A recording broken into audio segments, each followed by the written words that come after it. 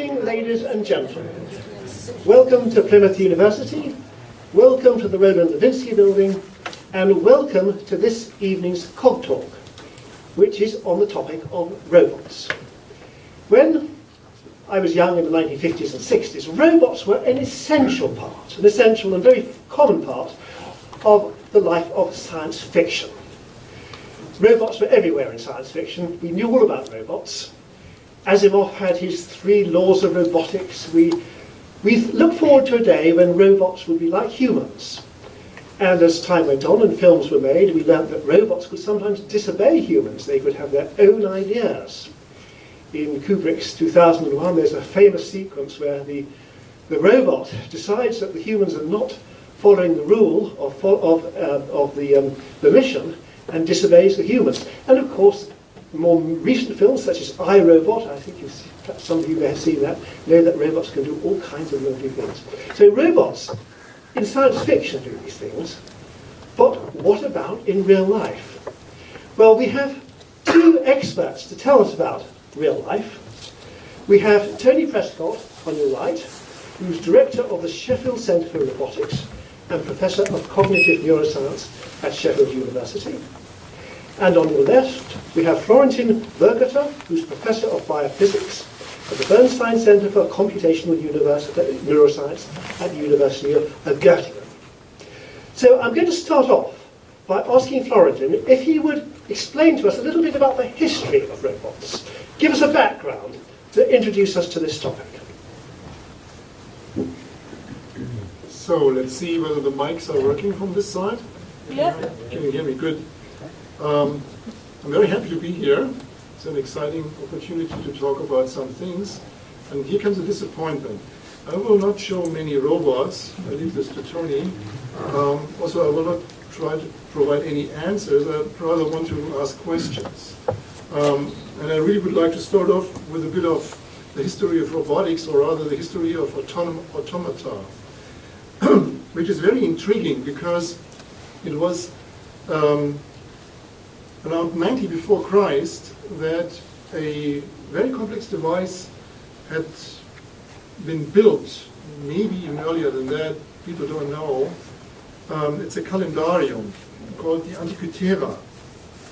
It has been found 110 years ago off a shipwreck off the island of Antikythera. That's how it is named. It's made from bronze. And it took scientists about 100 years to basically recover what the thing was doing. And I want to show a movie, if I can see my own mouse here, which is a reconstruction as good as people know, because not all the cogs and wheels had been found. This is the original, and that's the main wheel. And now you will see the reconstruction little by little emerging, and it was able to not only display the solar year, our regular year, but also the moon phases, the different transitions of the different planets, including the complex cycles that are existing when it comes to stars, including our own sun, like the Metonic cycle, Talithic cycle, and also the cycle of the Panhellenic Games was implemented in this automata. And so this was the front side, and the back side contained then all the transitions of the known planets, which was Mercury, Venus, Mars, and Saturn.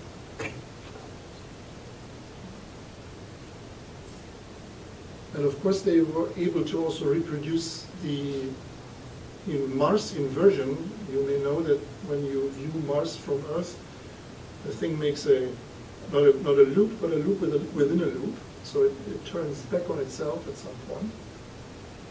And so I can speed this up now a bit, going to the end. What is remarkable about this level of proficiency in building automatas has only been reached around the 16th century again. So 1,500 years later, 1,600 years later. Then there were the Arabs. Three brothers published a book, 850 after Christ's birth. The book on ingenious devices, self-regulating oil lamp, water clocks that don't suffer from, losing hydraulic pressure when the water level comes down, goes down. More than 100 different automators. The Europeans were catching up really only around 15th, 16th century, and then some very interesting machines were built. And clearly, one would not call these machines robots, or maybe little by little you could, because they were programmable. Some of them were programmable by drums with little pins. You know this from some of these musical instruments, the organ grinder and the monkey ride, where you have these drums that produce in the end the musical sounds. Some were very complex, like the drawer or the musician, flutist. And some were relatively funny, like this mechanical duck. Only pictures of this exist. And so this mechanical duck could really peck on kernels and produce something. No kidding, it's the truth. So they built it for entertainment of whoever was doing something with this duck. Now, robotics started basically, I would say, very much with the work of William Gray Walter, who worked most of his life in Bristol. And he got completely forgotten. So he developed two turtle-like robots, Elma and Elsie, using cathode ray tubes. Transistors were not yet available. He built them around 1950 or even before that. And these were, if you wish, really the first autonomous agents ever existing built by humans. Because they could reproduce simple phototaxis, being attracted to light. They had homing behavior, so that they wanted to go back to their house after doing something. And some of our insects, creatures that live on this planet, don't do much more. So. And he could rediscover really only after the year of 2000. People finally give him credit for being way ahead of his time with these developments. Now, there's the other side, artificial intelligence. Artificial intelligence came into being. People have thought about it very early. The ancient Greeks started doing things. William of Ockham was a famous philosopher thinking about reasoning. So what's the difference? Well, the difference was, really I could go a bit quicker here. It was the idea that you could reason without physical background, in the sense of without having a body. So the mind could exist on its own, and reason would emerge without physical basis. Cartesian view, it's sometimes called. Clearly, robotics is different. Robots have, some type of embodiment, and so there was a question whether the AI approaches would really lead to something intelligent. And it is said here, a physical simple system has all the necessary and sufficient means for general intelligent action. This was a credo the field had for a long time, and even early on some great successes came around, and intelligent people started to build intelligent machines, like Charles Babbage, programmable computer, first machine ever being designed. He himself has never built it, as far as I know.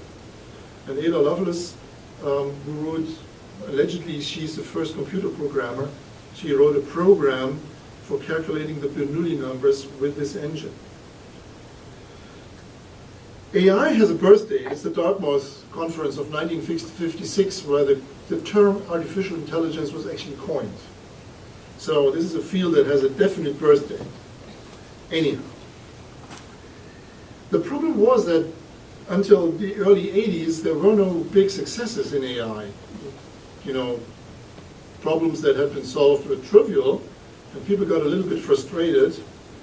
And only around 2000, finally, and a little bit later than that, some nice successes came around.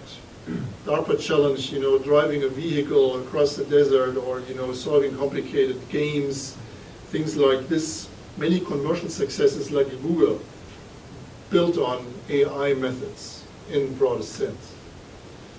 The sad truth is that these systems are only mildly intelligent in our human sense. So it's largely number crunching that happens here. Lots of computers, you know, calculating like hell in order to achieve these successes, like solving complicated chess problems, etc. And so here we are. This had already been cited by our chairman, Space Odyssey 2001, where Kubrick thought that by the year 2001 one would possibly have an intelligent machine existing by the name of HAL. Now you can play the game and move one letter forward, H-A-L, and find out yourself what comes out when you do that. So we don't have that as yet. What is the problem? And here's, I would just want to point out one problem because I have limited time, 15 minutes.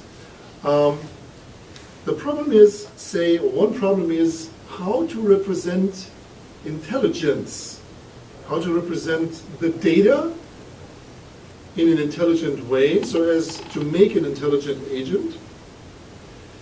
And here is one thing what people have discussed a long time in the field. You could either have symbols or you could try to live without symbols in your representations. So what does it mean? Here's another little game which you can play. These are symbols, right?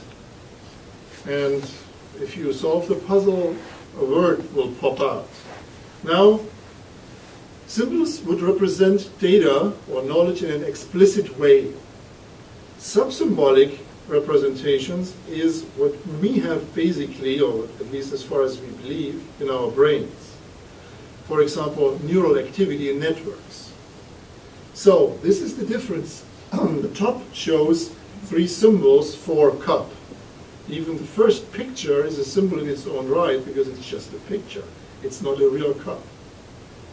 And the word evidently consists of symbols and forms a symbol for cup. Neural activity is a bit harder to visualize, so this is just pictures of, you know, what people draw when they think about brain functions. Implicit representation works. I mean, just look at yourself. We are operating on this, every one of us. But it's hard to copy. And so there's also the argument elephants don't play chess, which means, Rodney Brooks brought this up, symbols are not necessary, he says. Since the world is its own best model, it's always exactly up to date, it always has every detail there is to be known, the trick is to sense it appropriately and often enough. And I think Tony will make a strong point for this. I don't know, but I guess that there's some certain truth in this. Still, many researchers believe that symbolic representations could be more powerful. Right? But the problem, here's one problem that which I would like to point out. We can discuss this. So, this is a mouse, right? So, really it is not true, because this is a rat. It comes from a Google search, you know, I was searching for rat and cartoon. And so, Google wasn't exactly sharing my idea of mouse and rat. So, the symbols of an agent are not necessarily the symbols that you have or that you use and with which you operate, right? There could be a different grounding for them. This is what happens when you type in mouse, and clearly the search engine cannot easily figure out that you think of a real animal you'd have to specify your search, and that's what you usually would do, but naively you get this result. So, how to symbolically represent complex concepts across wildly different agents, humans and robots, is a problem. For example, what does it mean to fill something, right? A container. So, what do these items have in common? Well, most of them are containers. There's some exceptions, right? These ones, that looks weird. People wouldn't think of them as containers, right? Still, it works if you have to. So, difficult, complex entities like the concept of a container are in their own right very hard to represent symbolically in a unique way so that everyone immediately knows what is meant. Even between humans you have that problem. And now think about a human and a robot. They won't share the same symbols easily. So this is a big problem. So really all these items are fillable. Even you can, try to fill a sock with something, with water, and it will run out, but maybe it works for a little while. Arguably, there is no set of simple symbols whatsoever that captures being fillable of these vastly different things. This is why we use language to disentangle ambiguous situations. So we talk about things, which means we string symbols together until we reach a mutual understanding. But for this, you would have to have some common grounds. And that is very hard when it comes to really vastly different agents like robots and humans. And so what makes a thing fillable? What makes this thing a cup, right? This person, I may say so because I'm from the continent, looks very British to my eyes. It is really not a cup. It's a pedestal, isn't it? Right? So it is your action plan that many times defines what the thing is good for and which, in the end, symbol you would want to give it, calling it a cup or a pedestal. And so these are some complicated things that show up when one starts to think about cognitive robotics. How to make a machine more and more intelligent. As I said, I'm trying to point out problems. I'm not trying to present solutions. There is a certain group of people in the world that have, I would almost call it a little bit of a religion. They believe that true cognition will only arise when you have embodied agents. And so when you really have robots. So when the Cartesian view is not true. So this is the field of developmental robotics, and we have these machines with which you can play. This is pursued also here. It has great successes, but I have to leave that question open. I don't know. I mean, I personally wonder whether or not it will be possible to arrive at truly intelligent agents also without embodiment. I am undecided myself about this question. If you have an embodied agent, this agent would be able to interact with you, and so maybe shared symbols will arise in a natural way.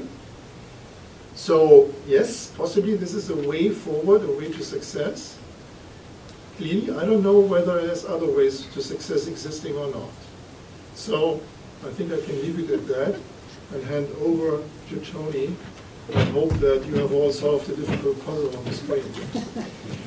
Thank you very much indeed, Florentin. That's fascinating.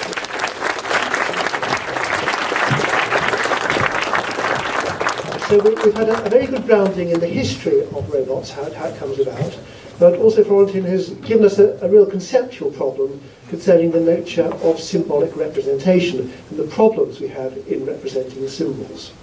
So I'm now turning to Tony, and I'm going to ask Tony a very simple question. Can we make living machines? Tony, over to you. Thank you, and thank you very much to the organisers for inviting me for this great opportunity. I want to talk about what I'm going to call living machines, and they are robots, but they're not just robots actually. The concept of living machines that we've been developing, and we have a conference now called Living Machines, describes both biomimetic robots, robots that are copying or inspired by the principles of what we understand about biological systems. That's why we call them living. But also biohybrid. I'm not going to talk about biohybrid, but the possibility that we can build technologies that interface with ourselves. And an obvious one is prosthetics. And we already have things like cochlear implants, which basically is a machine which interfaces with you that improves your hearing. And one of the reasons to build biomimetic robots is actually to augment ourselves. We can build prosthetic limbs. Perhaps we can one day enhance our memory. And so these things are what I'm calling living machines. And I'm very grateful for the history of automata that we've just had, because I wanted to just include one slide on history. And really, I only started with Da Vinci. And there's a lot going on beforehand. But Da Vinci, from the point of view of living machines and biomimetics, was one of the most inspirational people for looking at biology and seeing what that might mean in terms of creating useful functionality, useful technologies. And many of the machines that Da Vinci designed were directly inspired by nature, including his flying machines, and he thought about actually a humanoid robot. And we've also heard Descartes mentioned.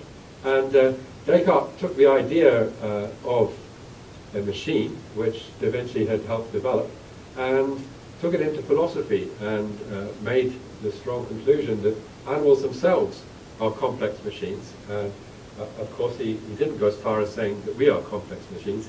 And in fact, it was Julien de la Mettrie, nearly 100 years later, who extended that rather boldly to say that all of life, or all of living machines, or all of biological life can be thought of as machines, including humans.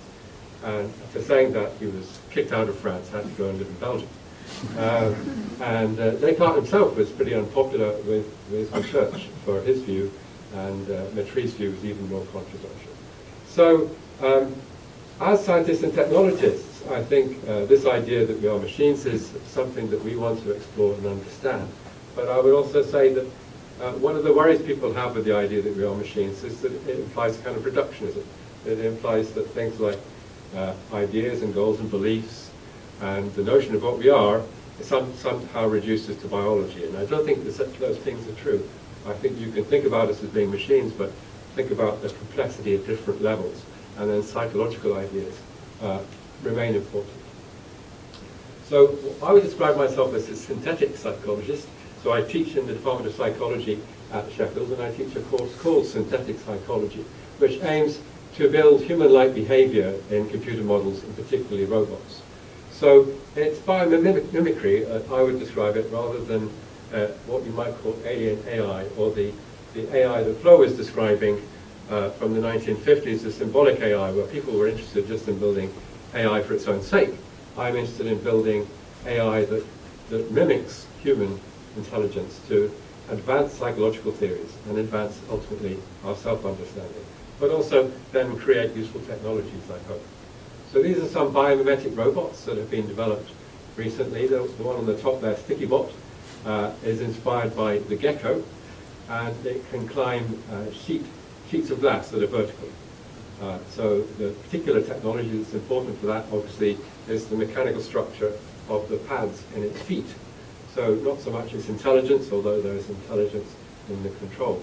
The one in the middle is a tiny flying robot that is using flapping flight. So obviously, when we do flight, a lot of the time it's not biomimetic. We have fixed-wing airplanes.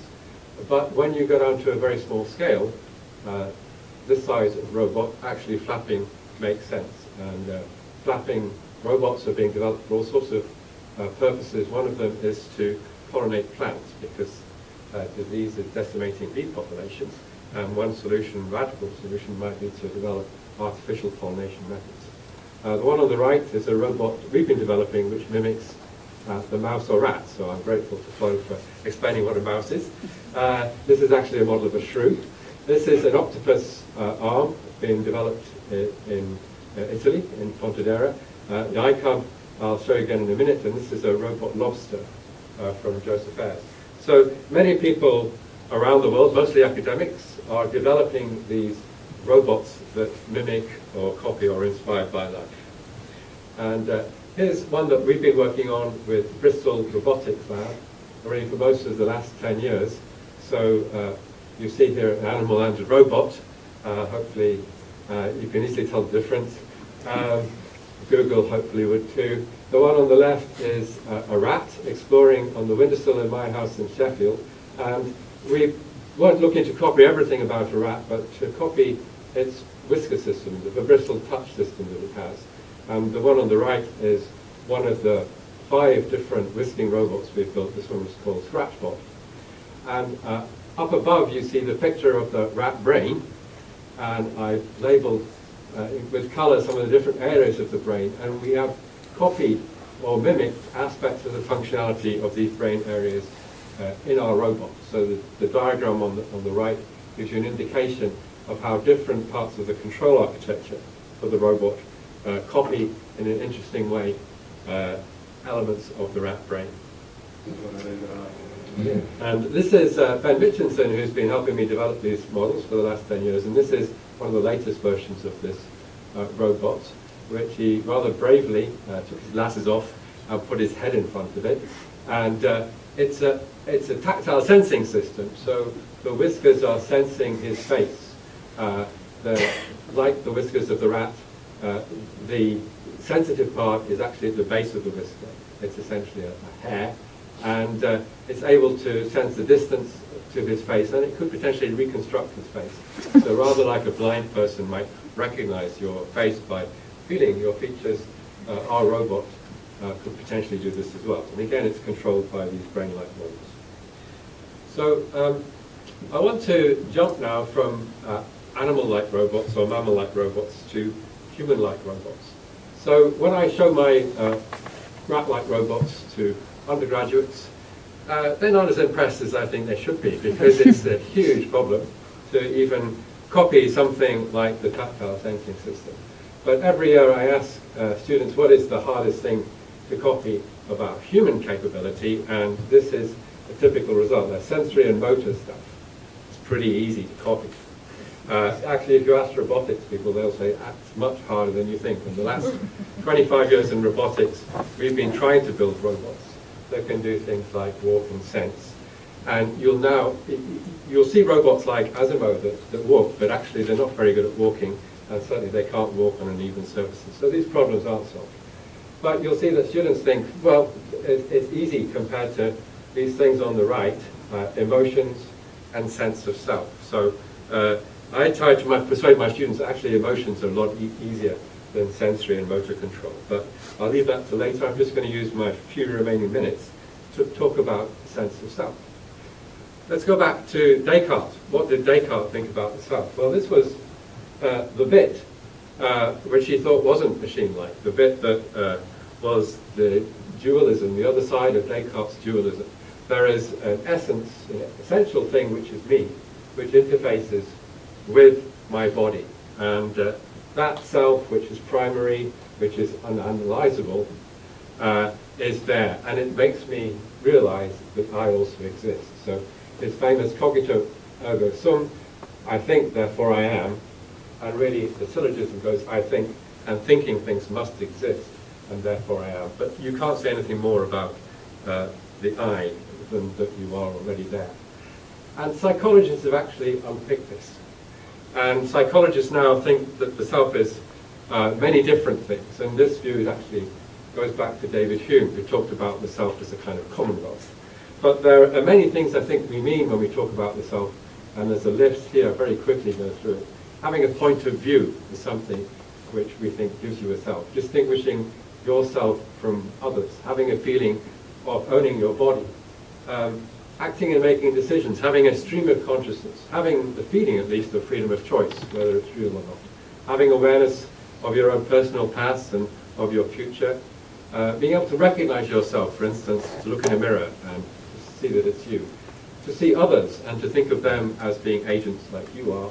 Having an idea of who you are, having an idea of your life story, over time and how it's changed, having personal goals that you think about and you focus on. So these are all different aspects, I think, of what we call self, and William James distinguished between the experiential self, what he called the I, which are these things at the top, what it's like to actually be a self, and the conceptual self, these things down the bottom, your idea of yourself and your concept of yourself. Ulrich Neisser, another psychologist, said that, well, there's a physical self, there's the agency, being able to act, there's the temporal self that persists over time, there's the social self, the awareness of others as selves, and there's the narrative self, your self-story. What's interesting when you look at the psychology of the self, of course, is that we're not born fully formed selves. And if we look at infants are pre-linguistic children by definition, then we know that actually they are born, and very soon after they're born, certainly, we can see that they have a point of view. There's something there, there's a position from which they view the world. They can distinguish themselves from others, they know what's their body and what's not. Therefore, we think they have a feeling of body ownership. And of course they can act and they can make decisions. But we don't know if they really have a stream of consciousness. We imagine that they might. We don't know if they have a feeling of freedom of choice.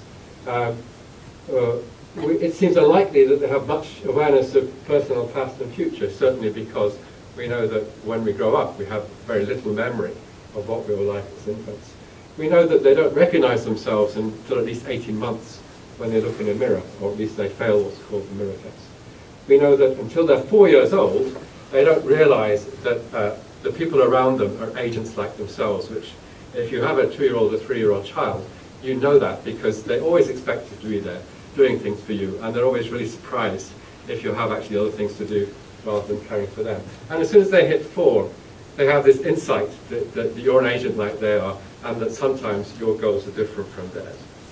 So what would be interesting would be to try and build this sense of self into a robot. So I've been working in various European projects trying to do this. On the right here, this is a model of the brain, which a colleague of mine, Paul from Barcelona, has been developing.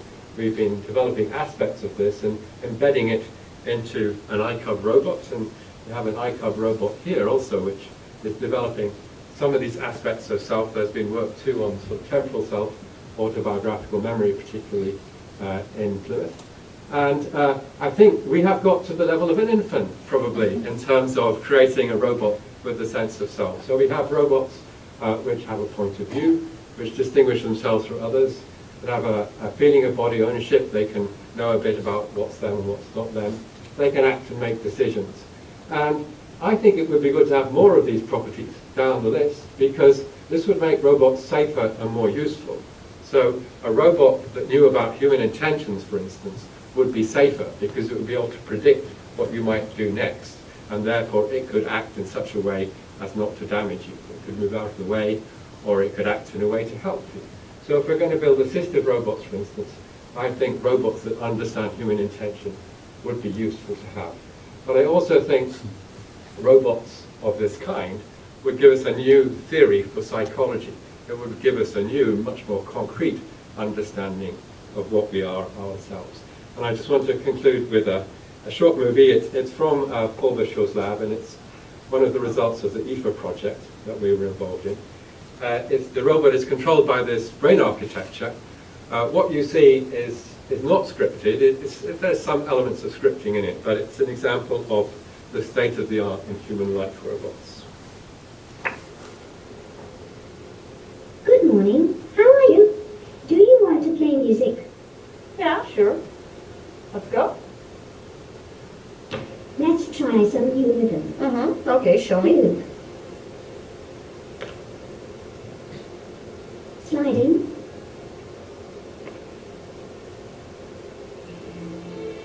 Alright, loop.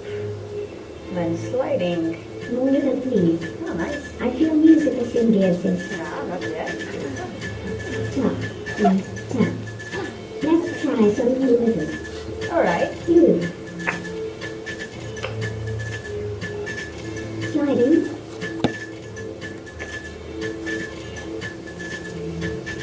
Oh, this is nice. More rhythm, please. Mm-hmm. Thanks. Okay,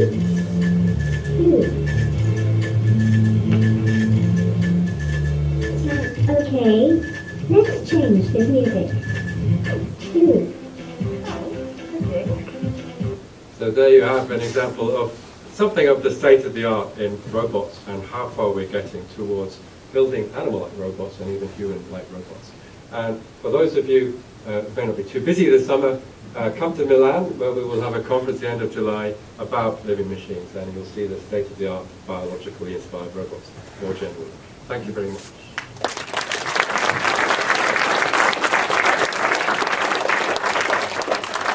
Well, thank you, Tony. That really is challenging, isn't it?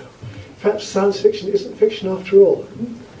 Well, now we get to that part of the evening when you, the audience, can ask questions, can make points to our speakers. So, who we have as the first question? First question or first point? It's always difficult to get the first person started. So let's have a brave person with a hand up, please. We will get a... Yes, we've got. Yes, we're starting. We just need to get started. Do androids dream of electric sheep?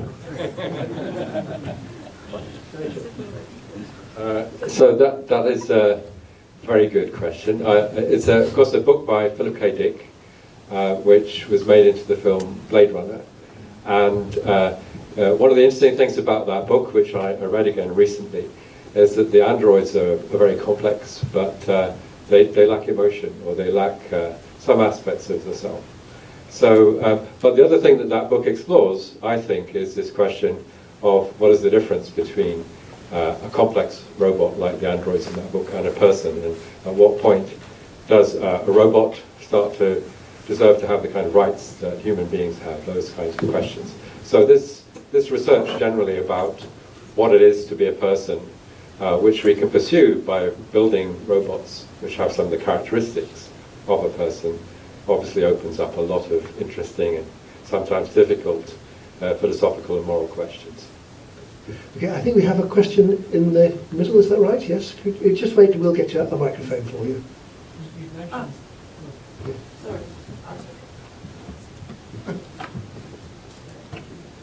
So you mentioned symbolic and sub-symbolic representations. Is it a one or the other thing, or is it kind of...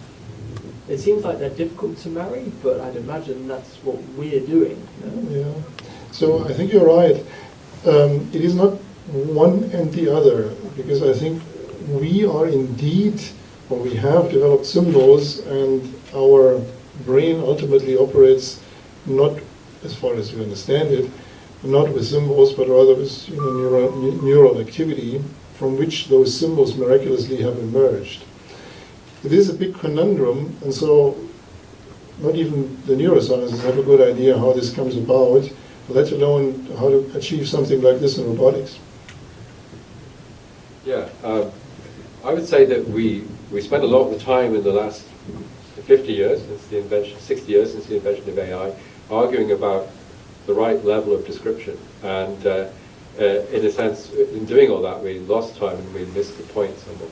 But symbolic structures describe in an approximate way things you can do sub-symbolically. And sub-symbolic is also an approximation to what the brain does. And if you worry about the fact that you're doing an approximation, you turn into a reductionist, and you won't be happy until you've copied every synapse in the brain. And when you've copied every synapse in the brain, you'll have a copy of the brain, and you won't know what that does or how it works. And you realize actually your symbolic level description was quite useful. So yes, we need theories on all these levels. Okay, we've got a question over here, and then one at the front. So there's some quite big progress being made in machine learning and intelligent systems using sort of deep learning algorithms now, like stuff from Geoffrey Hinton. And it seems that these systems actually develop themselves, or they learn internal representations which can be very difficult to understand. Do you think that kind of process, I mean, obviously it's important to understand how these things actually arise, but do you actually need, you don't really necessarily have to understand what the representations are if you understand the concepts behind, what the principles. Do you think this is something that we could also use a lot in cognitive robotics? Tony first, and then... So yeah, I think what we want to do, what I want to do as a psychologist is understand the principles, and I want a simpler description. And if I can get a description of a learning principle, and then I can say, well, I built my machine, it has this learning principle, and it can demonstrate those kinds of behaviors. And the representations it might have might be very hard to explain and be complex. So yes, I agree. And I think deep learning approaches are very interesting and brain-like in an interesting way. Yeah, I can say a word about this. I mean, there is a certain frustration about machine learning because when it comes to relatively complex things, one in the end does not exactly know why the machine has learned it and what it has learned. So the understanding may sometimes remain relatively shallow. So the theory doesn't go so deep such that we can really predict how the individual synapses in a machine learning system would form, or something like that. It is also a dangerous thing to try to arrive at replica models. I mean, Tony mentioned that. One of my favorite sayings is from Norbert Wiener. He says the best model of a cat is a cat, and preferably the same cat. But clearly, what you also said, you haven't understood a single thing once you do it this way. And so this is why symbolic representations, at least for us, make a lot of sense because they help our own understanding. Okay, so we have one here, then here, and then we can go to that. Your question.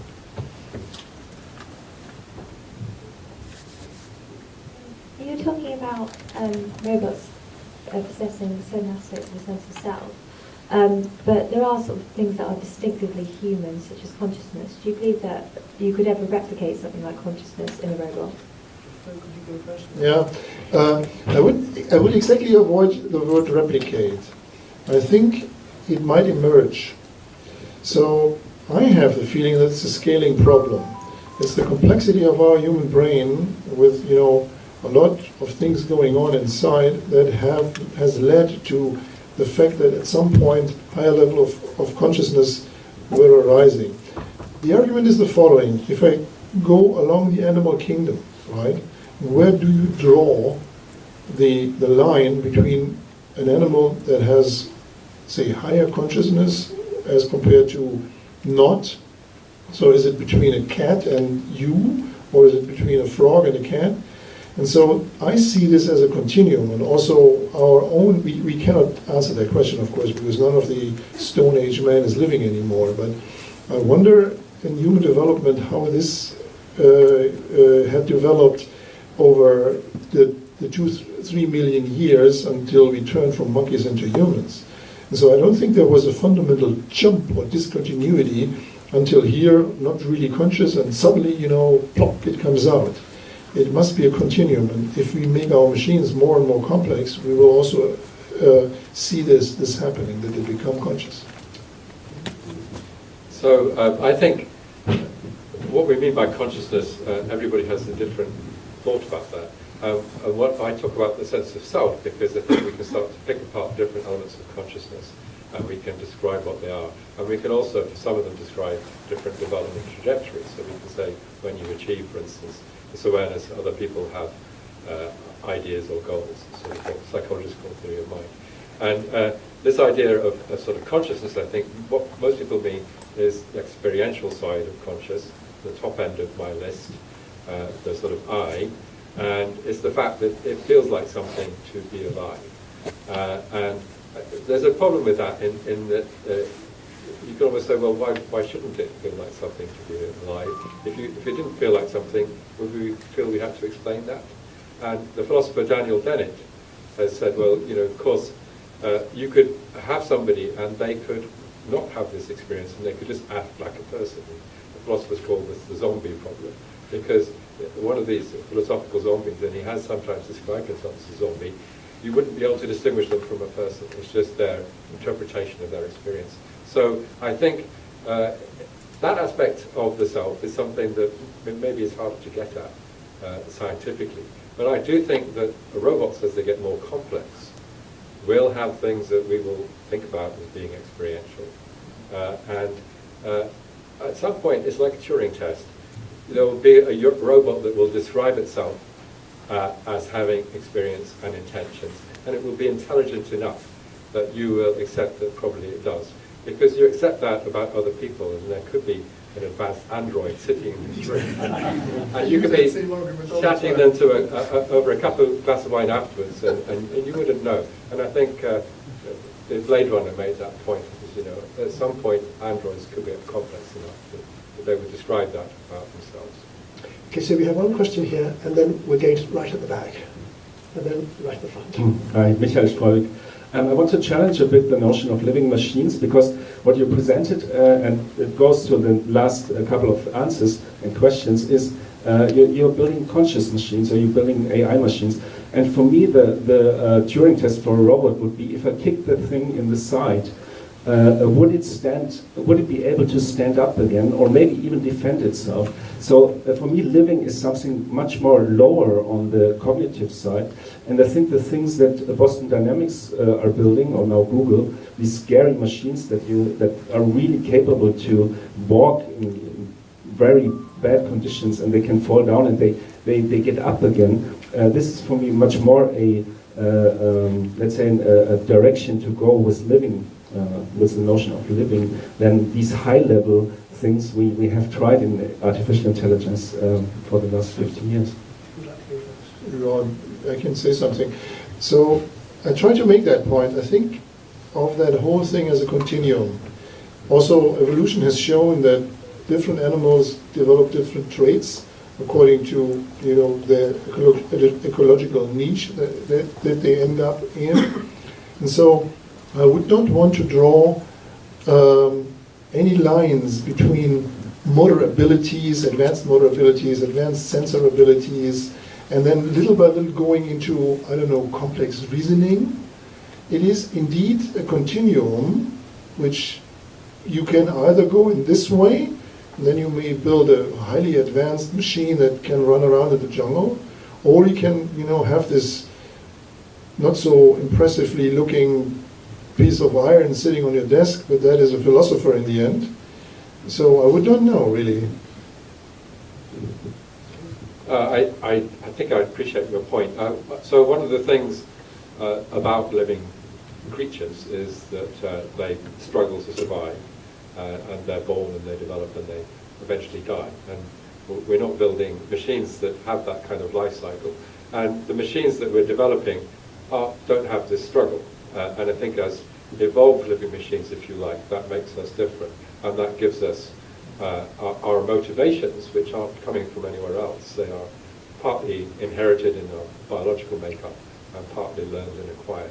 And when people worry about, for instance, the singularity and robots taking over the world, I think they're missing this difference between evolved machines, which is what we are, who through millions of years have fought to survive on this planet and to be successful at it. And these machines that we're building, and we're not building in that kind of will to win into these machines. And I think when we build these machines, they can have this other aspects of sense of self, which I think will be useful, without having this desperate urge to sort of oppress others. So that's my optimistic view anyway. We haven't built it in yet. We have a question at the back. Yeah. So I'd just like to pick up on a point that Florentin made about Englishman with a cup of tea, and then it's repurposed to become a pedestal. And it seems to me then, what that could communicate is a sort of Nietzschean idea that symbols are actually generated by acts of will. So if someone wants to make a cup something you can drink out of, then that's what it is. But also it can be repurposed, and its meaning, its content, as a concept, would be entirely different. It'd be repurposed according to the will. And that comes from a concept of a sense of self, doesn't it?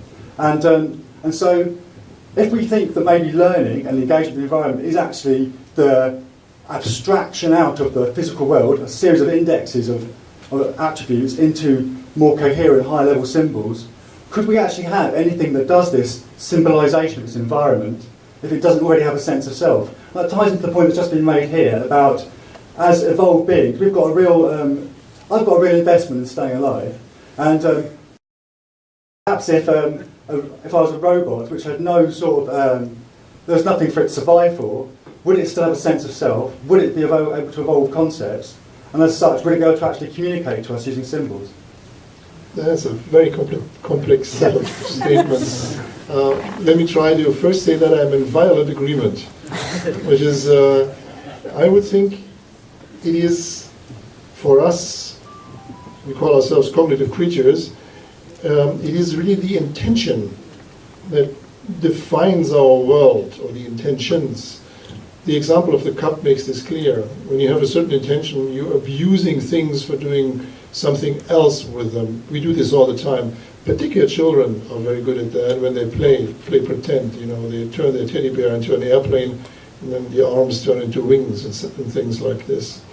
And so this intentionality seems to be strongly coupled to a sense of self, such that you can arrive at intentions and, you know, produce them, and in the end then shape the world according to your needs. And, you know, as a kid you play, and as an adult you build a new house or something like this. Yeah, so I again, I'm in agreement. I think what you're referring to is what Flo called the symbol grounding problem. And I think one of the things that AI did wrong to begin with was to start at this higher level and start for things where we have language. And language is a powerful symbol system, but it is grounded in these non-symbolic systems. And if your symbols aren't grounded, maybe they're not so useful, or you can only use them in different ways. And language, of course, came along very late, and the brain was already adapted to do all this other stuff. So my feeling as a roboticist is that we could try and do this other stuff first, and then maybe language will be quite easy once we've built everything else. Of course, everything else is pretty hard. And I think some of the experts in language now seem to have that view, because if you see how fast language evolved, the brain can't have had time to change very much. So it's more about the culture that our early ancestors were in, which suddenly language took off and the brain adapted to it. So it was about evolution developing the right kind of adaptive brain, and then cultural evolution pushing language evolution. Okay, we have a question at the front. What part of humanity or human intelligence would you most like to see develop in an AI system, and why? You start. You want. Both of you must answer this one. Both must answer this one. I think it would be really useful for AIs to understand that there were other intelligent agents out there. So, and as soon as they could do that, they would be useful on so many more levels. And they would be social machines. So I think some kind of understanding. So in humans, it starts with a kind of self-understanding, and then you project that onto others. And in the human ability to do that is fairly unique in the animal kingdom. And there's lots of evidence to show that. You know, sort of monkeys have these mirror neuron systems that they use that are active when another animal does a certain movement. And in humans, that kind of mirror neuron system has evolved to be much more powerful, so we can learn from other people, but also we can have empathy with other people. So once you have a robot with that aspect of sense of self, it could understand us, it could understand our needs better, it could be more useful to us, and it could begin, you know, to have empathy for our situation. So before we build robots, for instance, that care for older people, I'd like to have those kinds of robots that could actually understand people enough to know what their real needs are. Tony, I don't like you anymore. I wanted to say very much the same thing. So it's amazing. You started off, and I thought, you know, let me think. I think empathy. That's the thing I want, right? And then you embark on all of this, and I don't do anything anymore.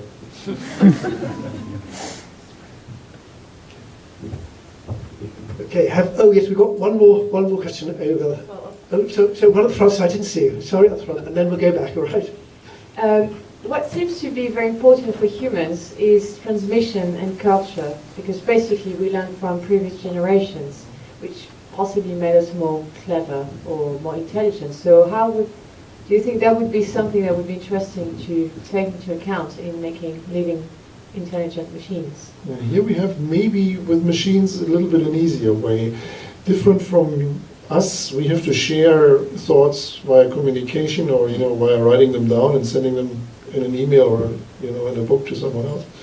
With machines, you could have direct communication going on by just directly sending signals. So in principle, you could have a group of robots exchanging information and forming shared culture by sending just signals around, more or less complex. I'm not talking about simple sensor signals, it could be already advanced process signals, such that culture in such agents could take an entirely different form.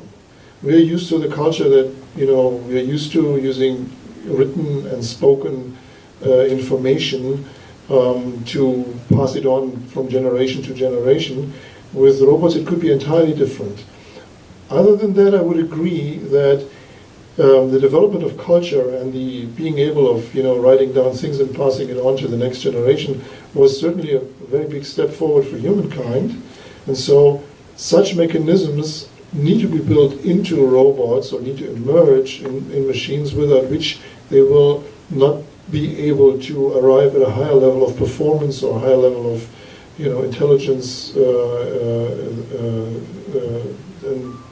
than without.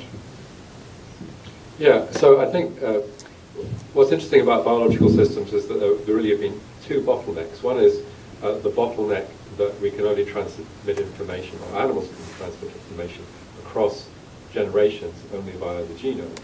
And so that makes it very slow to transmit any change or anything that we've discovered. Now, with culture, we discovered another way of transmitting information, which then our culture accelerated very quickly because we could transmit information directly from one person to another. But there's still a bottleneck because I can't give you what's in my brain and transmit it into your brain. I have to turn it into words or pictures or something, and then you have to absorb that information.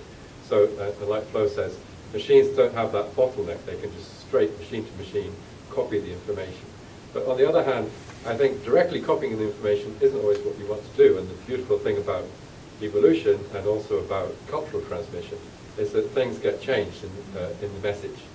And in you having an idea in your head and putting it into words and me trying to understand it, I'm going to understand something quite different, or at least subtly different from what you said. And sometimes the different understanding that I've got is going to lead to a greater insight.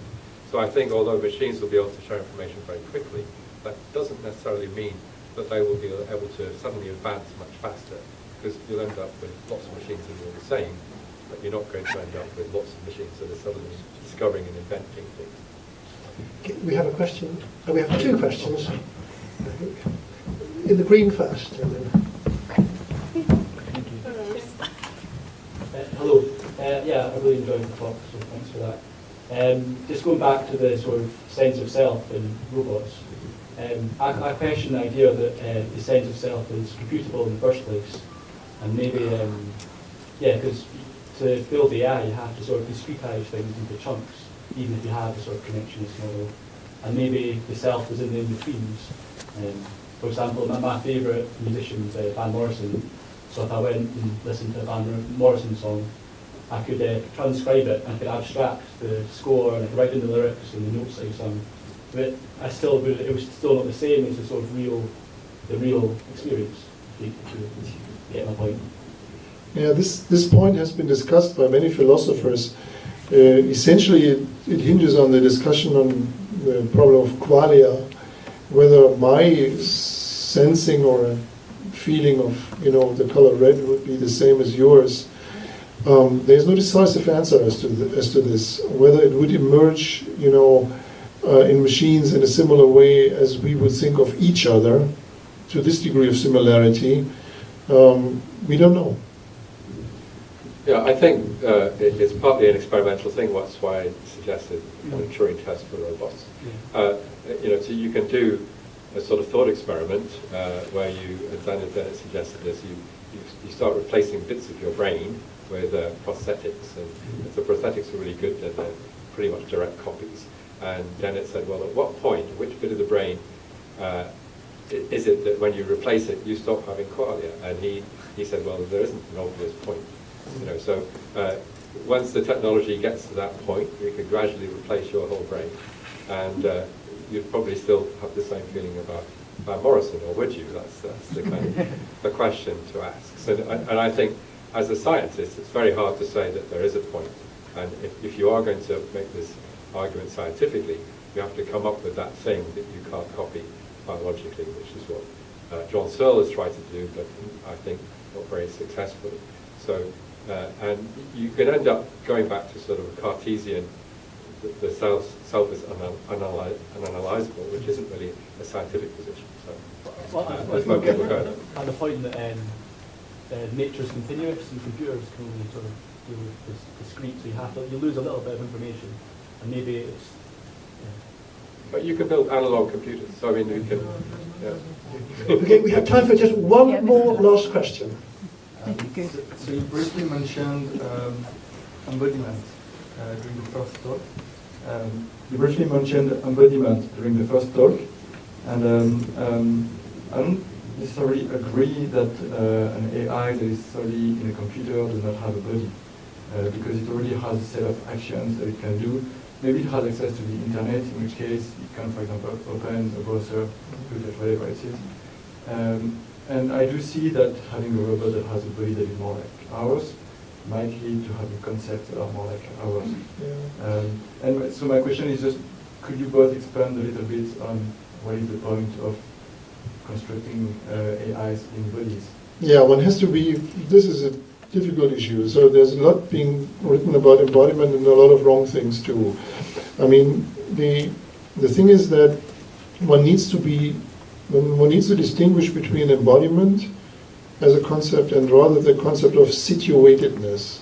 Whether an agent is operating in a closed loop with its environment.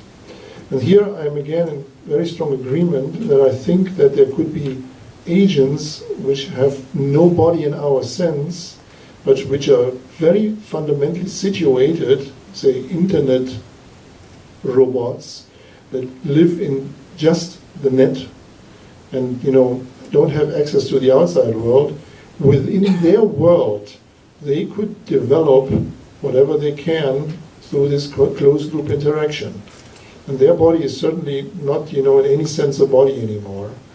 And this is, we wrote a large article about this at some point. There's a big confusion in the literature between, embodiment argument and, the thing that agents have to operate in a closed loop with some environment in order to, sense and act, and this way gain experience and maybe become more and more intelligent. And so I think I see it in the same way as you do. The body in our sense is not the fundamental entity. It is the body in the sense of being able to interact with an environment and receive information back from the environment. Yeah, I think it's a difficult question. I think that a disembodied entity would have a very different sense of self if it didn't have a physical body. I think so we tend to think of brains in isolation of bodies, but of course they evolve together. And there are lots of quite complex animals that don't have any brains. Plants too that can act but don't have any brains. Single-celled animals that can move around and hunt and have no brain. If you look even at animals, fish, they can have very simple brains. And cells themselves are actually intelligent and have. That's how single-celled animals can exist, because they're as intelligent in that single cell. So I'm not sure where I'm going here, but the point is that there's sort of something about bodies which makes the control system for the body, the brain, which is really enmeshed with the body. That's going to be a critical part of what we are. And if you don't have that, we're going to have a very different kind of system. But I think it can have intentions and it could act. So in a virtual reality, we could have these kinds of intentional agents. I mean, what's interesting is people like Ray Kurzweil who want to upload their brains, and I guess those could live in a virtual reality for millionaires. I'd like to add very quickly one point. I mean, bodies are also not exactly well defined. I mean, particularly when it comes to a robot, right?